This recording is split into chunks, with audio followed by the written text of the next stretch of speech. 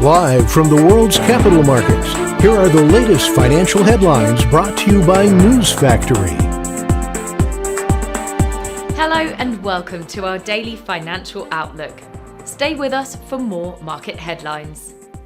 The gold fell 0.4% against the dollar in the last trading session. The ultimate oscillator is giving a negative signal. The euro dropped 0.3% against the dollar in the last session. The MACD is giving a negative signal. The pound fell 0.3% against the dollar in the last trading session. The stochastic RSI is giving a negative signal. The Aussie dollar pair made a minor downwards correction in the last session, dropping 0.1%. The CCI is giving a positive signal. Coming up, our chief analyst's choices for today.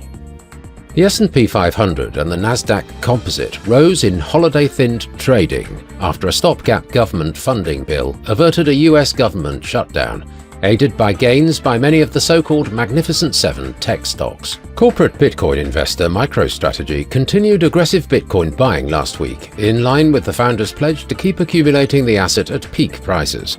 MicroStrategy acquired 5,262 BTC between December the 16th and the 22nd, pouring roughly $561 million into the asset. Apple is closing in on a historic $4 trillion stock market valuation, powered by investors cheering progress in the company's long-awaited AI enhancements to rejuvenate sluggish iPhone sales. The company has pulled ahead of Nvidia and Microsoft in the race to the monumental milestone.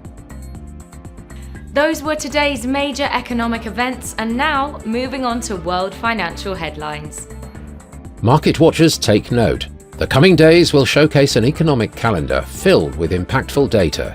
These reports could steer asset prices, influence investor sentiment, and create new trading patterns. Each data point provides a potential pivot for market direction. Make sure to stay informed and prepared for whatever the next few days may bring. We hope that you've enjoyed Tuesday's financial report. On behalf of all of us here, we wish you a productive trading day.